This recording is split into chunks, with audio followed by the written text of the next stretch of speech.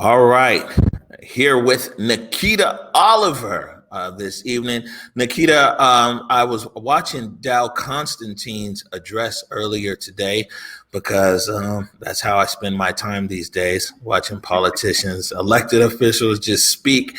And I saw you had a lot of comments that were in there. And so, I reached out to you earlier. I was like, hey, you got some stuff going on in the comments. Maybe I could, reach out to you for an interview. So I appreciate you kind of taking it here last minute and joining me. Yeah, thank you so much for having me. Always honored to get to share space with you. All right. Well, before I got a bunch of clips here. I got about 5 clips from the county executive's presser today. Before I jump into those, though, what was your main takeaways from the address today or the press conference today? Yeah, obviously I'm thrilled that King County is finally making some important beginning steps towards being anti-racist, dismantling white supremacy, and addressing the ills of the criminal punishment system as it exists here in our region. At the same time, it is always hard as a community organizer who spends a lot of time on the ground and on the front lines to hear an absolute erasure of all the work that has happened in the last 10 years to even get us to this point where not only is Dow Constantine saying the quote unquote right thing, but actually making a fiscal commitment to that, the things that he's saying. You can say something as a politician, there's tons of platitudes, but something different happens when there's actual action and dollars attached to those words. Right. And you mentioned erasure of, or not even maybe recognition of maybe what you're saying of the work that preceded it. But I'll let you address that here in a second. I think that what we'll do is we'll jump into a few of the clips that we have here from the county executive, and then we'll let you comment after the clip. So the first one, this is basically County Executive Dow Constantine's opening statement. Thank you, Chase, and thanks to everyone for joining us just about a week before I deliver my biennial budget to the King County Council. We are in a unique moment, a moment of enormous challenge, obviously, but also of opportunity. There is unquestionably an awakening taking place today, an awakening to the reality that has existed for Black and brown communities in this country really forever. This is a moment sparked by the violent deaths of George Floyd and Breonna Taylor and so many others who have died at the hands of the state. And it forces us to acknowledge the brutal reality of racism and bias that is embedded throughout our societal institutions, including, though certainly not exclusively, in the criminal legal system. In June, I joined with Public Health Director Patty Hayes to declare that racism is a public health crisis. And we committed all of King County government to implementing a racially equitable response to this crisis centered on community, on those most directly affected. All right, so the county executive, I'll be honest with you, he sounds woke. He even said awakening. Is the county executive always been woke and now he's just using his platform, or has he shifted to this position and this new vernacular that we hear today? Hearing platitudes from elected officials in the Pacific Northwest that reflect or resemble our movements is not a new thing. We have been hearing electeds use our phrases, the things that we talk about, for a very long time without any real action attached to it. I remember very vividly going to a hate-free zone event where Dow Constantine began the event by talking about the vestiges of slavery. And at that same time, he was still adamantly pursuing the building of a $233 million youth jail. So, what that tells me is Dow certainly knows the language, as many white liberals do in the Pacific Northwest. This particular press conference was the first time I've ever heard him attach, again, any fiscal commitment or action to pursuing the values that he espouses. And what do you think is bringing that about? I absolutely believe it's the movement.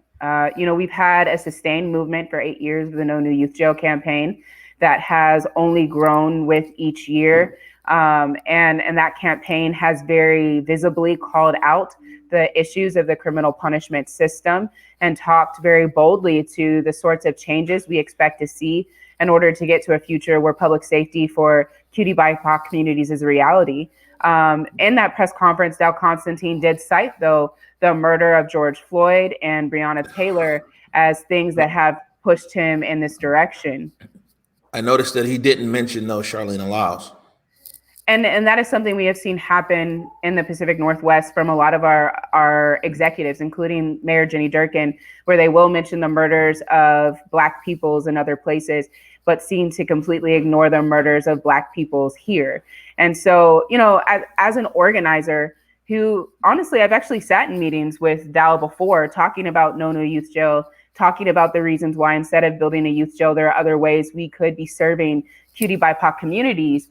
To hear that it required the murder of another Black person and an immense uprising. I mean, we've been in protests for over 105 days now in the Pacific Northwest to get him to this position where he's finally ready to make an actual fiscal commitment and take actions, policy actions towards all of the very important things that he said. Also brings a bit of internal conflict for me, because nowhere in that press conference did I hear him take any accountability for the lives lost or the lives stolen by the criminal punishment system over the last 8 years of the No New Youth Jail campaign, actively demanding and advocating that he and King County Prosecutor Dan Satterberg do something different. Right. And now when you talk about a change in policy and some of the things that are going on over there in the county executive's office. Today on the press conference, the video conference, there's also a representative from Black Lives Matter Seattle King County, Marlon Brown, and we'll play the clip there. It's more of an introduction, but we'll play that clip there. And also the last time that I interviewed Executive Constantine was when he announced the closure of the youth detention center by 2025. Again, he cited Black Lives Matter Seattle King County as playing a major role in that. Do you think that Black Lives Matter Seattle King County is a key policy holder, or they're helping shape and craft decisions with the county executive? Black Lives Matter Seattle King County started in 2017, and we have been fighting the youth jail since 2012.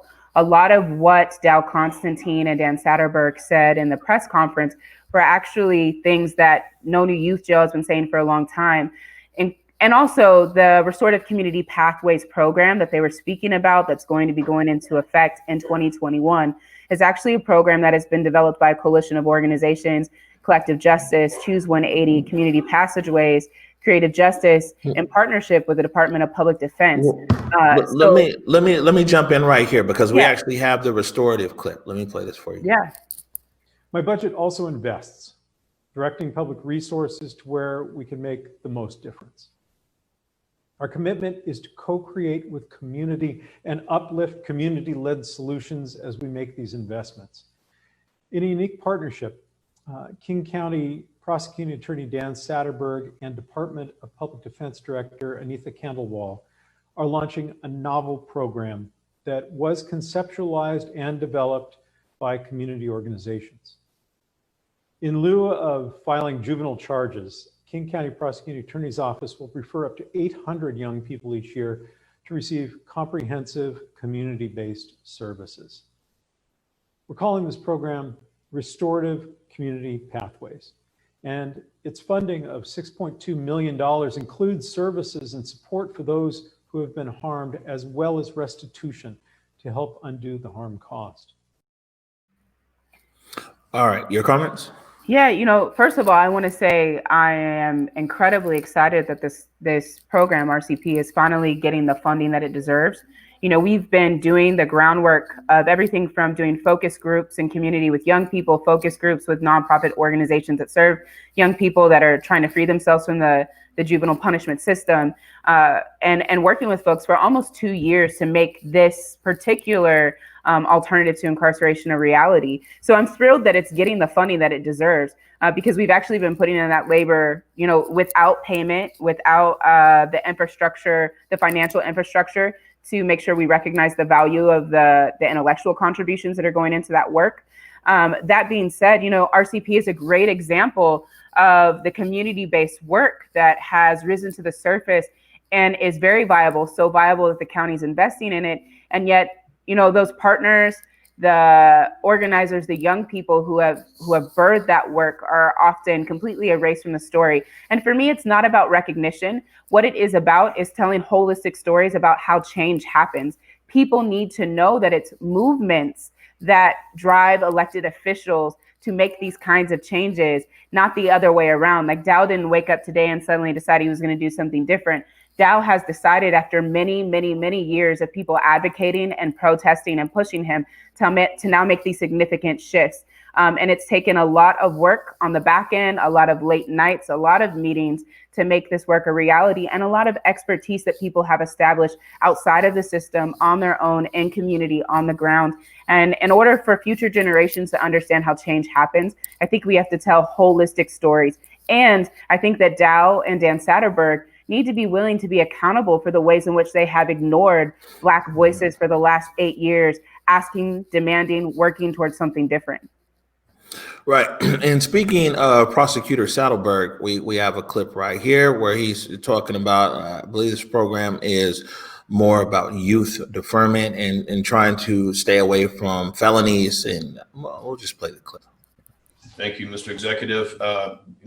We all want a community that is safer. We all want a community where victims are supported and made whole.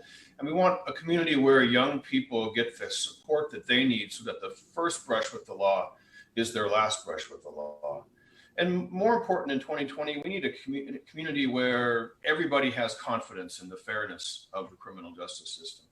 This is a big deal. This is a really big step for the county to make a serious investment in building the capacity of our community to work with people who have become justice involved, and also to work with victims who have been harmed in the community. I think this is going to take us on the right path. I have long believed that the community justice approach is one that makes us all better and all stronger, and that the community has certain abilities that a court, a judge, prosecutors will never have to change the behavior, to make an impact on a young person, and to get them back on the road to being a productive citizen.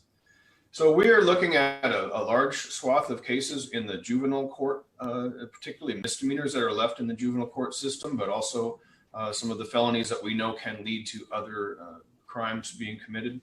And as Dow said, we're looking at the adult system, and particularly people who are facing their first felony charge that is a nonviolent crime. We know that felonies carry with them collateral consequences that affect a person's ability to get a job or to get education or get housing. All of those things really lead to destabilize that individual and their neighborhood and their family. And instead of that system, we ought to have a chance to divert that case to a community group that can work to coach and to mentor and to support and to uphold and uplift that individual, so that they don't become just another statistic, and so that that first felony doesn't easily slide into the second or the third felony. Your comments? Yeah, I mean, again, our electeds know how to talk about the issue. That being said, even Dan Satterberg has had to be significantly pushed over the years. And to be quite frank, the King County Prosecuting Attorney's Office is still employing lots of policies that do a lot of harm to communities, like auto decline, sending young people to adult court, where oftentimes they're predominantly Black and brown youth, and they're receiving sentences like 20, 30, 40 years, which is more than the life that they've been on the earth. And so, in addition to making these significant investments in RCP, which is predominantly focused on 200 misdemeanors, and diverting those entirely out of the courts and making sure young people do not get the collateral consequences of being in the criminal punishment system, I think there are many other changes that, if Dow and Dan mean what they're saying, they're going to have to make significant strides on that road. And I would say that our movements around things like defund and housing affordability. All of these things are actually very deeply interconnected. So divesting from the criminal punishment system and investing in community is one significant step to creating safer communities where young people are never over policed and never touch the criminal punishment system at all. Right. Got just a few more clips here for you. One of the things he talked about, he said he wanted to divest, invest, and reimagine. And one of the things he said he wants to divest from is this $4.6 million that comes in marijuana sales revenues that comes into King County and currently goes to the sheriff's office. And he said that he wanted to divert that $4.6 million back to community, and then also put investment in community-led solutions in unincorporated urban King County. Here's this clip. For example, I'm proposing to reallocate $4.6 million in marijuana tax revenues from the King County Sheriff's Office and transfer those monies to community-based programs.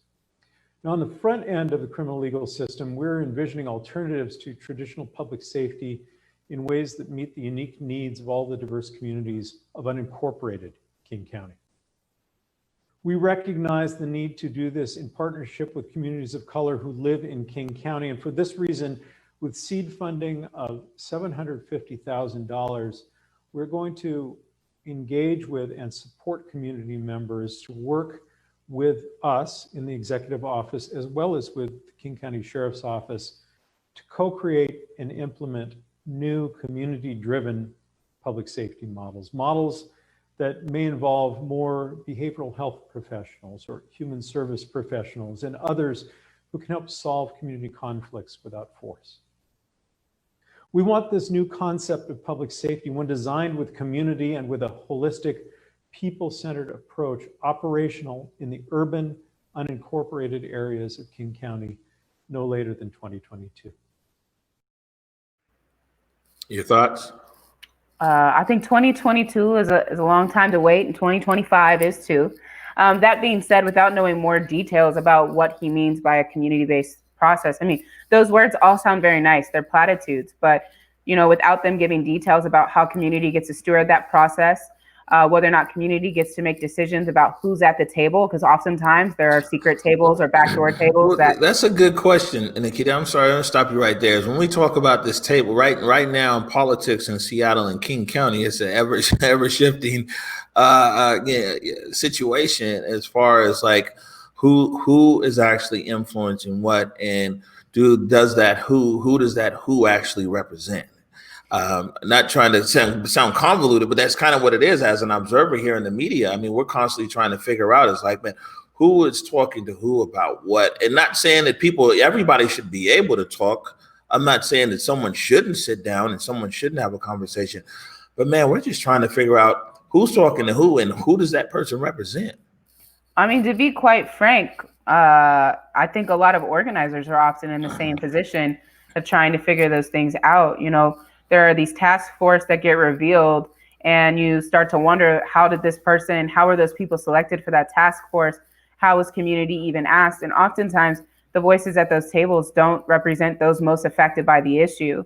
And, unincorporated King County, Skyway, White Center are areas that face immense issues, one of which being, just overall dealing with poverty. And if the county really takes seriously public safety in those areas, they'll actually try to figure out what does an infusion of economic support look like. And when we're talking about the sheriff and policing, King County Sheriff actually has one of the worst records of policing when it comes to police brutality and police terrorism. I mean, there are just significant shifts that need to happen there. As an organizer in the defund movement, defunding the sheriff's department, sounds like a great idea, and investing in community. And knowing that these unincorporated areas, a lot of what's being criminalized are actually acts of trying to survive poverty. Right. And now my last clip here, this is from Marlon Brown from Black Lives Matter, Seattle, King County, who also participated in the press. We're fortunate to be joined virtually today on Zoom by Sakara Remu, Marlon Brown, and Jordan C. of Black Lives Matter, Seattle, King County, who have been integral partners and frankly have pushed and inspired us to go further in this work. I will turn it over to them to make a statement. Thank you. Thank you. We're grateful for the steps that this proposed budget takes.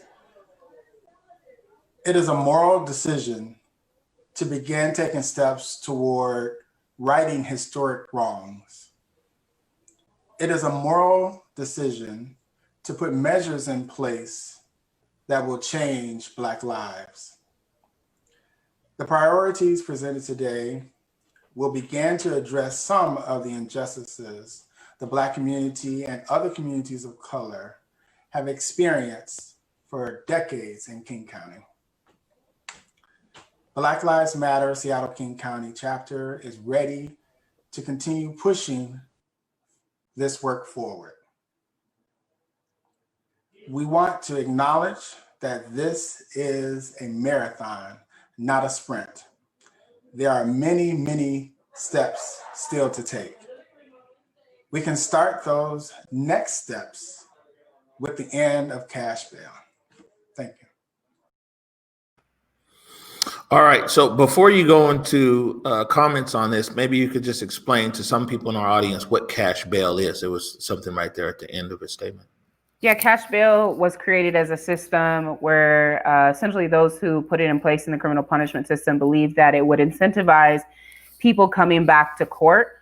Honestly, what it has done is criminalize poverty. So if you don't have the money to make bail, you stay in jail. Or in some instances, when people have been held in a cage for a very long time, they may take a plea deal as opposed to, effectuating the right of standing trial and having their day in court, because being in jail for an extended period of time and in normal times has huge, consequences to job, housing, family, mental health, physical health. But in the time of COVID, it has even more risk of contracting COVID. So as a result, what cash bail actually does is perpetuate further injustice in the system for poor Black, Brown, Indigenous people, because it means if you can't post bail, you're either going to accept a plea or you're going to stay in jail pre-trial. And I think it's significant to know that I think it's 60% of the incarcerated population in the United States is actually people held in jails pre-trial, and bail is a significant reason for that, in addition to over-policing and the unjust criminal punishment system. Right. Okay. And now your comments here. Consecutive Constantine during the introduction said that basically, that Black Lives Matter Seattle King County has put in not only a significant amount of work, they've also helped craft a lot of what the executive kind of rolled out today. Any comments? What I will agree with is this is a marathon and not a sprint. And there have been people who have been in this marathon for a very long time in terms of as it relates to this direct body of work that Dow presented. The Restorative Community Pathways work was developed by groups that are not associated with BLM Seattle King County. The work around No New Youth Jail is a coalition that actually predates the existence of BLM Seattle King County. And, the work around moving the King County Prosecuting Attorney's Office is also work that predates their existence. I think it's really important as organizers that we always take the time to recognize the legacy of organizing work that we're standing on, so that people understand the breadth of what it takes in this marathon to actually get a door open. BLM Seattle King County might have been in the room when Dow Constantine decided to change his mind, but there are tons of coalitions, hundreds of community members that have contributed to even being able to make the space that door was open and that seat at the table was present for them to be a part of that discussion in the first place. So, for me, honestly, I don't want to sit at the table with Dow and have that particular conversation. I don't believe that's my role in the movement. I think I play my role, which is to really be pushing the conversation towards more radical abolitionist visions of the safe kinds of communities we can be having. That being said, I think it's important for those who are sitting at the table to be recognizing the legacy of work that contributes to the place that we're in now, so we can be holistic about it, and we can make sure electeds don't get to escape accountability for all the times that they ignored community voices, and actually say, it would have been nice to hear Dow say, I didn't listen to you all for 8 years, and white privilege, my position in society have allowed me to ignore that. But now I am awake. I am showing up. And to folks in the No New Youth Jail movement, thank you for the ways in which you have contributed to my awakening. Probably would have been a great way to restart things in a manner that has acknowledged the blood, sweat, tears, and life force that has gone into opening that door in the first place. Wow. All right. So while I got you here, it's been a big conversation the last few days amongst this journalist community here. Uh-oh, you sneaking in questions. I'm sneaking in one here for you. I mean, but it's kind of related. And I went on Cairo FM and a few other stations, because we've all been trying to figure out. It just seems like there's this. It's two big groups, or at least big in name, so to speak, that's out there. And we know Black community is not monolithic, but there's like this King County Equity Now and DCRIM, this kind of on one side of things, and it looks like Black Lives Matter Seattle King County on another. But with King County, it looks like a lot of the things that Black Lives Matter Seattle King County is pushing, or on this agenda here, is a lot of things that community have been pushing for a very long time. And, now Constantine is trying to take it across the finish line. However, in this letter that was sent the other day by Black Lives Matter Seattle King County down to the Seattle Ethics and Elections Commission, it looked like some of that language in that letter was not so much aligned with a lot of the different community groups and organizations that have been doing the work, as people say, for years. But you follow me? How it's like the county seems kind of aligned, but now the city, it seems very different than what organizations like Zero Youth Detention, No New Youth Jail, DCRIM, King County Equity Now. Yeah, I think a lot of us certainly were confused by that letter and found some aspects of it disconcerting, in the sense that it does not seem to align with the overall movement. In fact, a lot of it did seem to align with the rhetoric that's been coming out of the mayor's office. And the mayor has been incredibly oppositional to the demands of the movement. And I think that community groups disagreeing with each other is inevitable. As you said before, Black community is not a monolith. That being said, as an organizer, I think it's really important that we allow each other to do our work through the diversity of tactics in a way that benefits the movement. But the moment that diversity of tactics seems to be more of an undercut to the movement, I think that we all have to be willing to take a step back, have some critiques, and be willing to ask for clarity. Because this movement is not just about this moment, but there are literally lives presently and in the future on the line if we aren't able to achieve the movement demands. So yes, the letter was disconcerting in the ways that it seemed to align with the executive's office. That being said, today's press conference obviously spoke to different intentions. So I hope that the work that they're saying they're a part of, that has been riding on the movement's wave for a long time, is the real intention of where we're going, and not to undercut Seattle City Council's commitment to following through on this 50% defund and the other work that needs to happen as we move towards the 2021 budget. Right. Man, it's just good to have you here. So I'm gonna try to sneak in one more. The veto, the veto was out there. The defund was out there. The mayor vetoed it. I guess they have a few days left whether they're gonna overturn the veto or not. A lot of people in the public perception, once the mayor vetoed it, it's just people I talk to. It's like, and they're not on the street level. Just average person is like, oh well, the defund is dead. It's out of steam. Things tried. People have moved on. And there's another group that thinks the defund actually worked, because there's a lot of communication out there that kind of says that SPD got defunded. But we're at where we're at. You tell me, where is this whole defund movement right now? And where do you guys pick up the pieces from here, especially if the city council does not overturn the veto?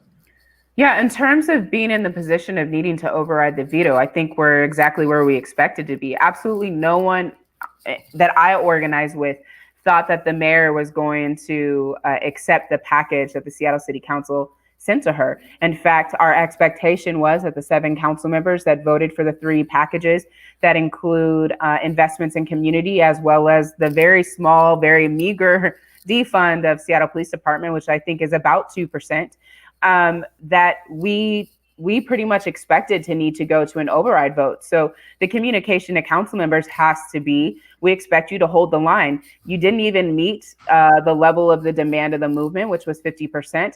So we definitely, absolutely expect you to hold the line on this very small step in the right direction. I think that council members being committed to making that override shows that the movement and community members that they've been talking with, that they understood that from jump. And I hope that they understood that from jump, because many of us did. That being said, them voting for an override, I think, is exactly what they need to be doing, because it shows the movement that they are committed to it as we enter into the 2021 budget cycle. And we need to know that what city council members said in June and July is actually the truth that they're actually committed to. All right, Nikkita Oliver. It sounds like the city council members, man, there's still some heat underneath their seats. It sounds like the heat is on. People are still in the streets. I mean, even with the smoke, I know Morning March is still trying to push through. I know that at some point the evening march is going to get back going. End has still been in the street. There is a protest on Saturday at the Seattle Foundation about them giving money to the Seattle Police Foundation. There's an anti-gentrification march on Saturday. So people are still in the streets. People are still committed to this movement. And I think it is incumbent upon our elected officials to take that seriously. This uprising is still happening, and we still have the opportunity to be on the right side of history and make a huge paradigm shift in how we think about and do public safety. All right, Nikkita Oliver, thank you so much for joining me, for taking time out to join us here. And I'm sure we'll be talking again soon. Most definitely. Thank you.